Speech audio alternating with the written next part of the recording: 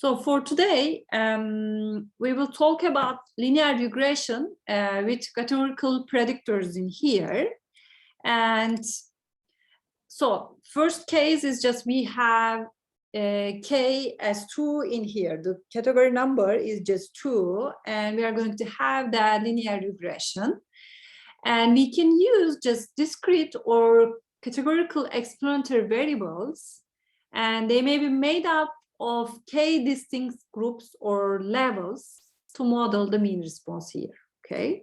And let's suppose that your predictor variable is categorical, I mean the explanatory variable, with only 2 possible levels, like they are binary, and you will code them as 0 or 1, okay? That may be something like gender. You may have female or males.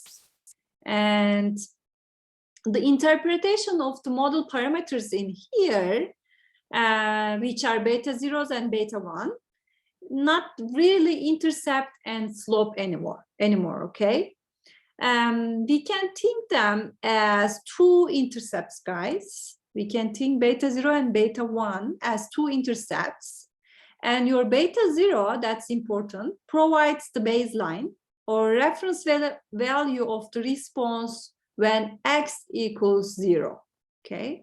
And your beta 1 represents the additive effect on the mean response if x is equals to 1. And let's say that your x is equals to 0, then your equation is something like y equals beta 0 plus epsilon. And if your x equals 1, then your y is beta 0, beta 1 plus epsilon, okay? And now we will move to R to practice what I am talking about. So we are going to just cover that part, the linear regression with categorical predictors in R.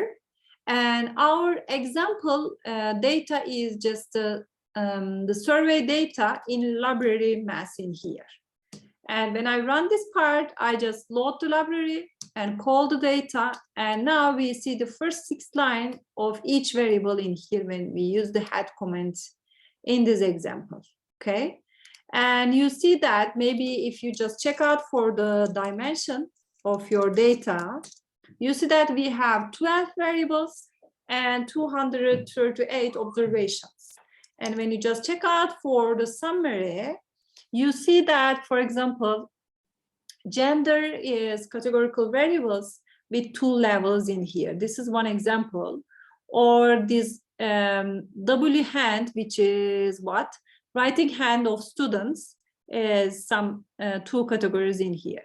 And this is the data frame that's from University of Adelaide, and they just ask some questions to students and see how they are writing. And for example, they just record the gender, and if the student is the written hand span in centimeters in here, or not written hand in centimeters in here, or they are just asking fold your arms and just record which arm is on top in this example. And you can just check out the meanings of variables on the right, okay? Or you can write question mark survey and see what is happening in this example. And here is the reference for more information, okay? And you can even know the age and height of the students, how high is the student in here, or smoke status, if how the student is smoker, it can be a heavy smoker or never in this example, okay? This is the data, and this is all I wanted to say data before going to regression, okay? We can, of course, use that categorical predictor to see how they are changing in here. For example, I want to check out for the class of one of the categories in this example, here survey and gender, and see that this is a factor. And And also when I just check out for the table, we already seen it in our summary, but let's also check for the table. And this is just frequencies in here, guys. And we want to see or determine whether there is statistical evidence that the height of a student is affected by gender in here. Okay, let me first add a plot and see for have some first impression about the data. Here is my data, and I want to see the height of student versus the gender. Okay, here is the gender, and this is my box plot. And it's a good idea, guys, to get a box plot when you have numeric variable and a categorical variable in here. And you see that we can see how they are behaving in here. Maybe please remember that this guy is just the median of that group, these lines, actually, black lines. And you can see that we have one outlier in females. Also, it's a good idea to add the points on the plot for my data and see how all the variables are behaving in here. Let me just add numeric survey gender, and this is one option I'm adding, 0.5, and I can see all the points in here. Okay, so when the response variable specified to the left of the sign and is numeric, and the explanatory variable on the right is a factor, and R is just giving you a side-by-side box plot as default. Okay, and please remember, as I told already, guys, box plots mark off the median as a central bold line. Okay, but when we use a regression, least squares linear regressions are defined by the mean outcome. Okay. So please keep in mind that it is also useful to add display the mean heights according to gender in here. Okay, and let me just add a function in here, and let's see, I will copy and paste this part. It's kind of long, and I will also send it by chat. Here we go. Here is the chat, and I will send it to you guys. And now we are going to add also mean values on our box plots. Okay, this is the mean values. I just want to add that points in here. You will see them in this example. Okay, because the least squares are just using the mean values in here. So we see that these mean values on our plots in here. And so the plot, maybe when you just check out the plot in this example, overall, males tend to be taller than females. Okay, we can see that they are taller, but this is not enough, guys. Okay, we are just looking for a statistical evidence of a difference to back this up. Okay, so for this one, I will use a linear model together in here and see how it is affected. Let me just give a name to my model. I will say just serve fit 2, and I'm going to try linear model in here, and this is my explanatory variable versus gender in here. Okay, and my data is just survey. Here we go.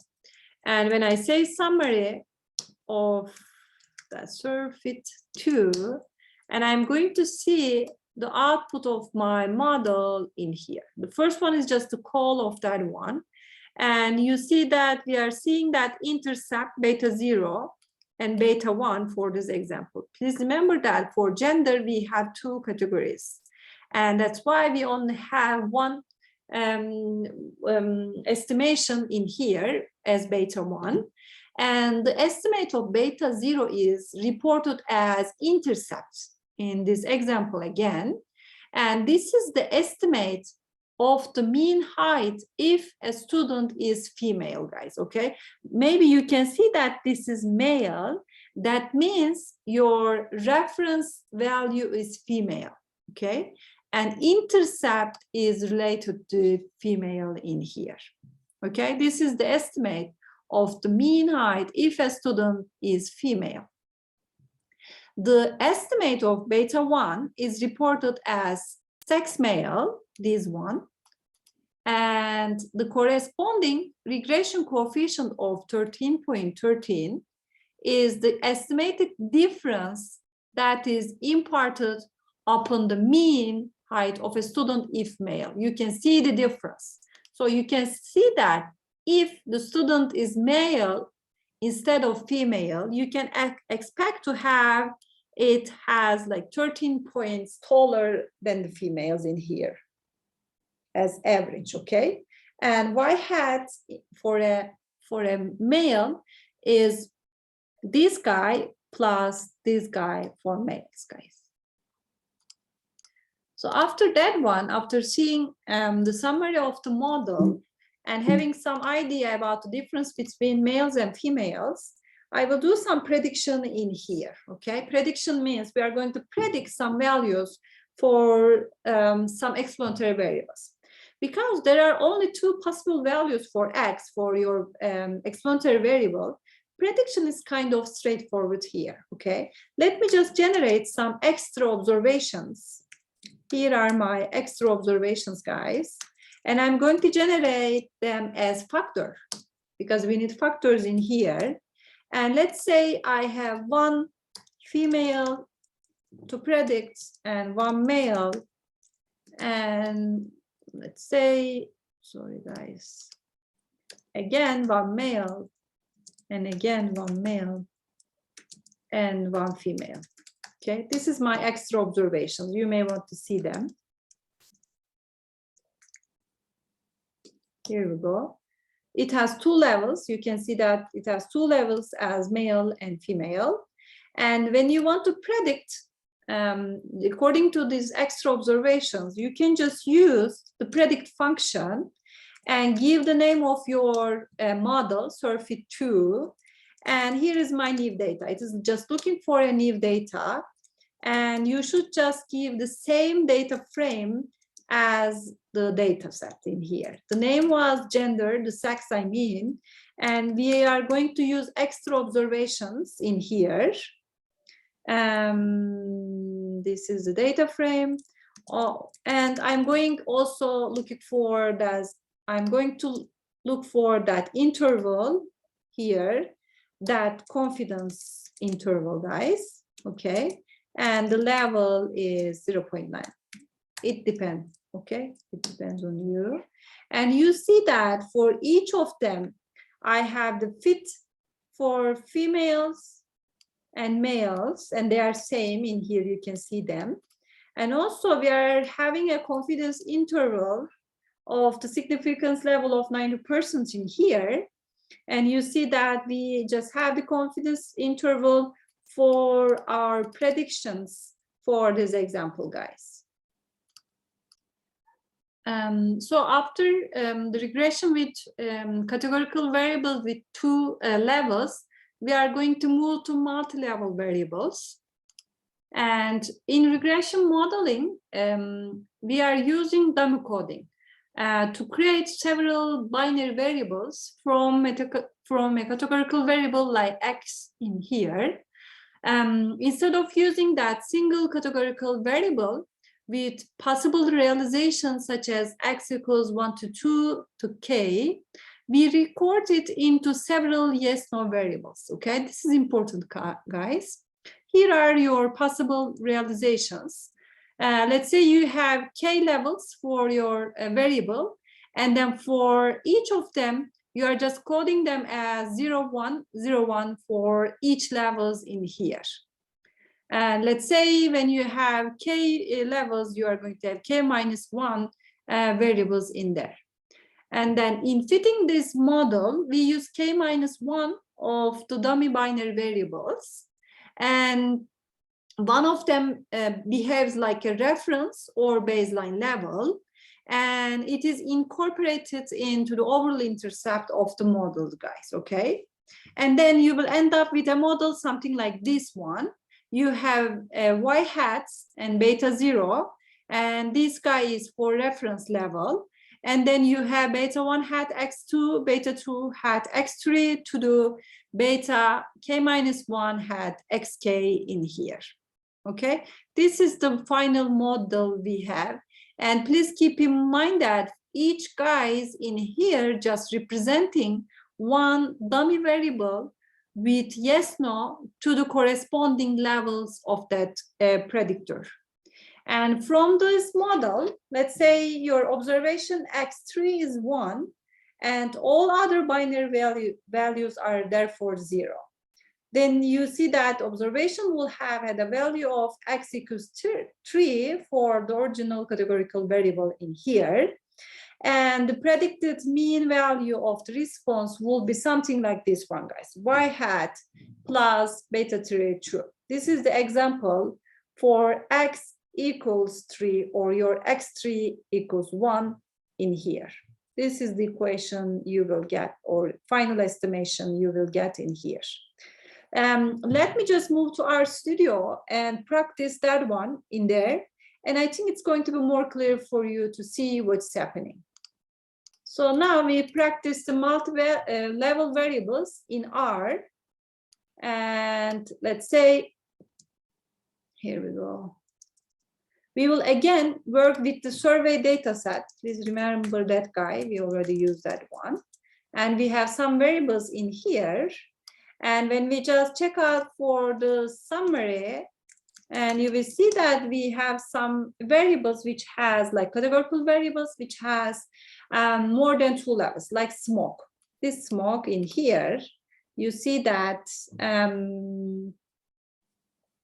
smoke variable is like kind of a smoker. Each student reports themselves in here, and it is just defined by frequencies and split into 4 categories: heavy, never, occasional, and regular. Okay, and before move to the model in here, and please keep in mind that for a linear regression model with that multi-level variable, you should check before fitting your model. First, the categorical variable of interest should be stored as a formally unordered factor. And you should check that you are happy with the category assigned as the reference level in here. Okay, let's do the first one. And let's check out, we will use smoke as multi-level variable for this regression. And we want to check if that guy is factor in here. I have my survey data. I'm going to use smoke. And you see that it's a factor. And we are on the right way. And when you check out for the table, in this variable again for your survey data. Sorry, guys. And you see that we have this frequency table for each levels of this one. And let's ask that whether there is statistical evidence to support a difference in mean student height according to smoking frequencies in here. First of all, I want to check out for the box plot for this category in here.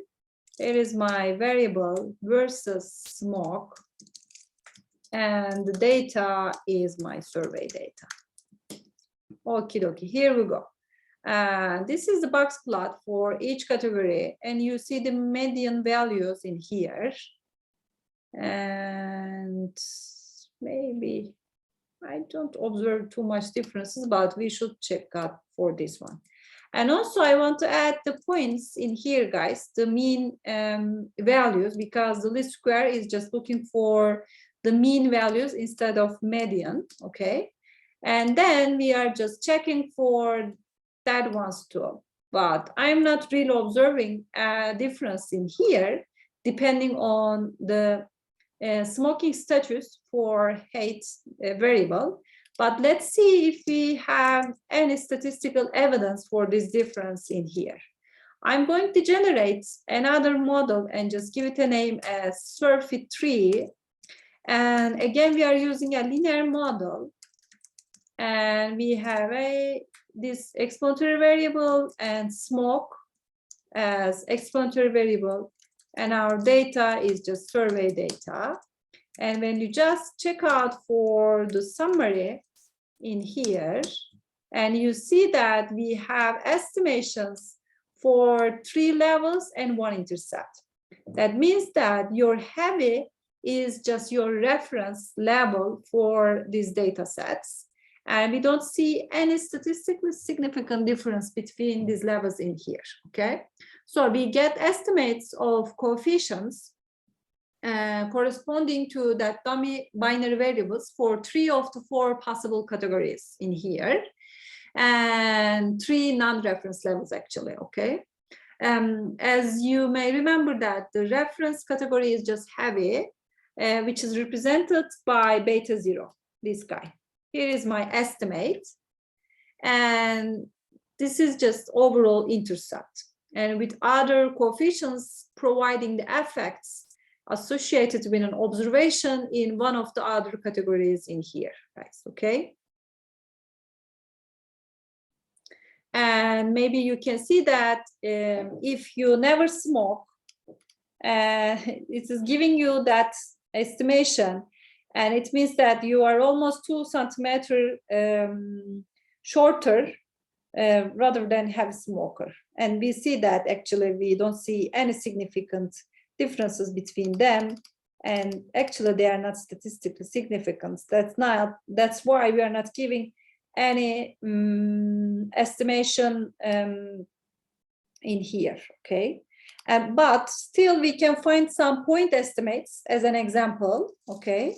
I will get one of each for my levels, for my data set, guys. I'm going to get them as factor, not factorial, as factor. And I will get 1 from each factor and see how I can predict them in here for my smoke data. And when you just check out for 1 of each, you see that I have 1 for each category in here. Now I want to predict them from my SURFIT3 model. Here is my model. And we are going to define a new data as before for prediction, and it has to be data frame. And in my data frame, I have smoke variable, and which is coming from 1 of each in here. And we will use a interval 2 for my predictions, like a confidence interval. I made a typo.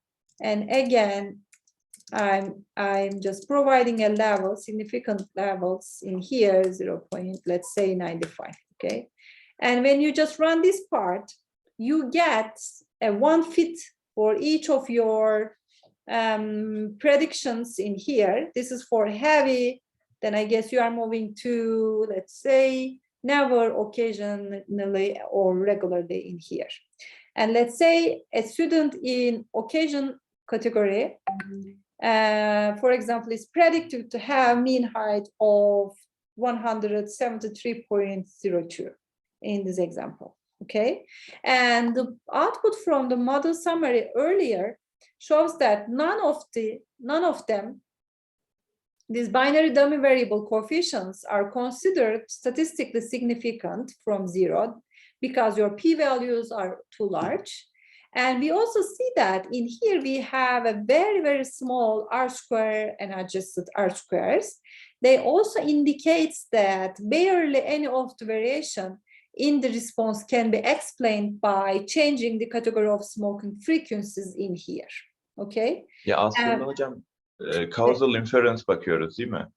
So in here we said that none of them are statistically significant when we just check out for that smoker status in here.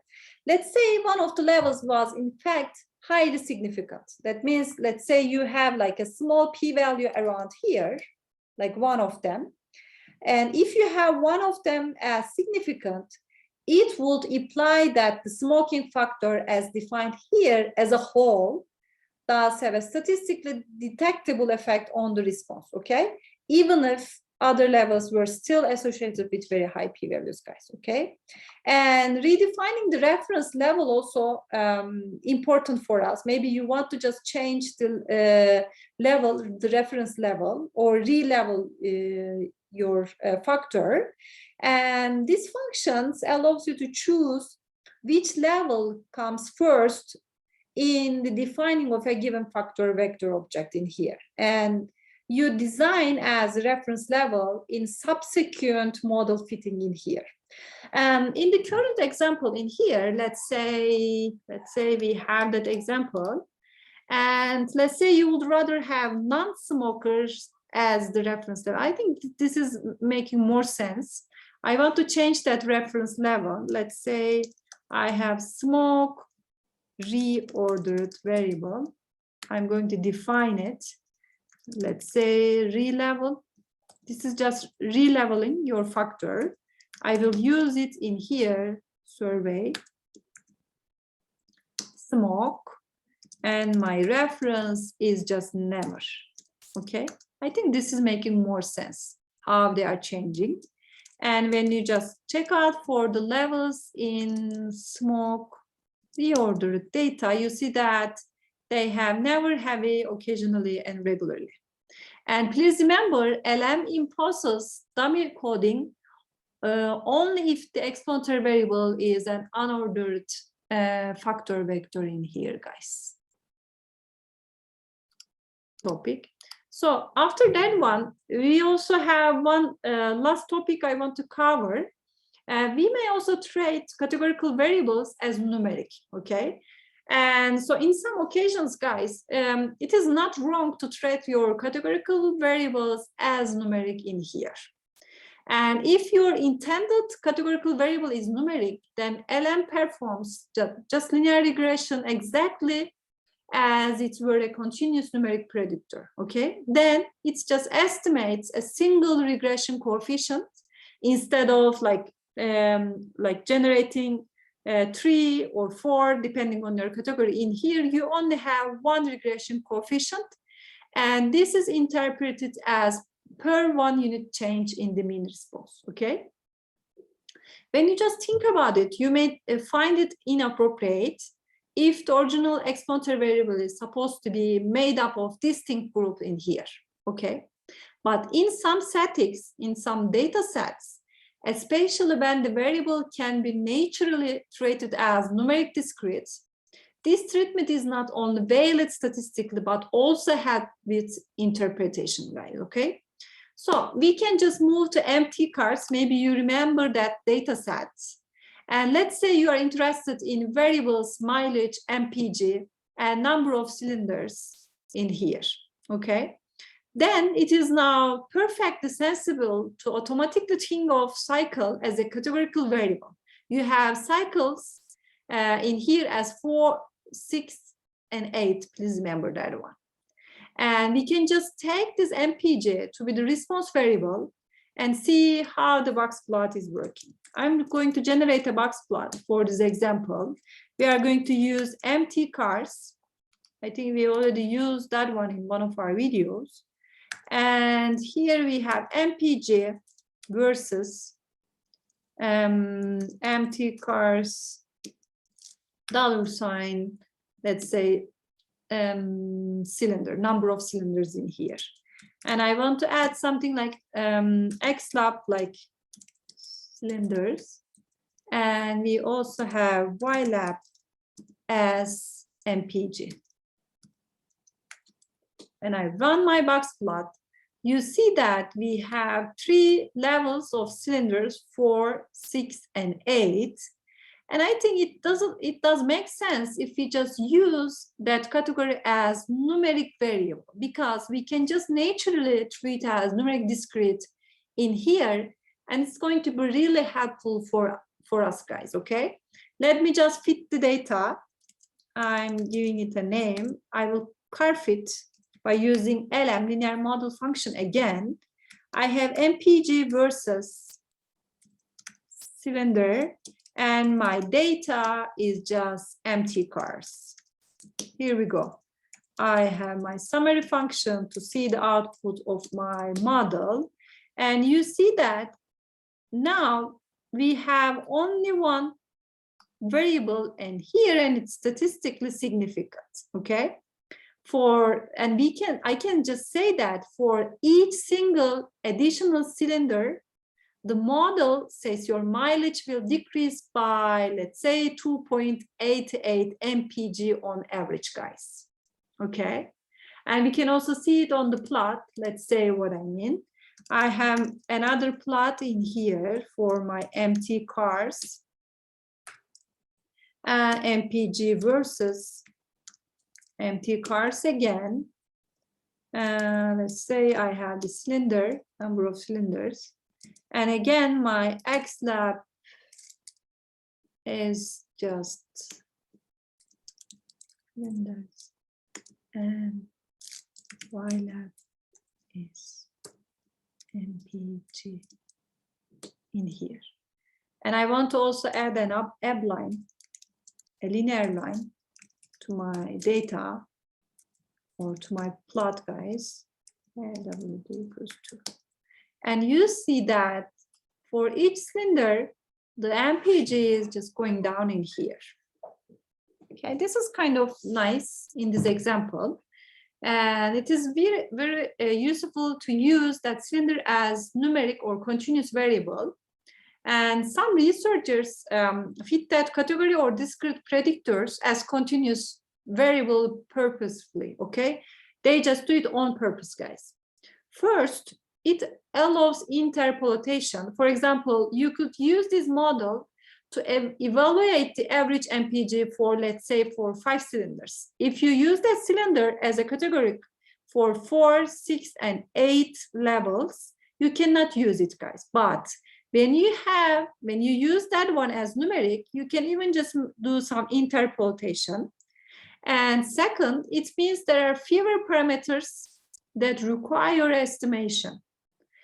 I mean that instead of k-1 intercepts for a categorical variable with k groups, you only have one in here as a slope in this example, okay? And you no longer get group-specific information, and it can be misleading to proceed in this way if any differences in the mean response, according to the predictor category of observations, are not well represented linearly, guys, okay?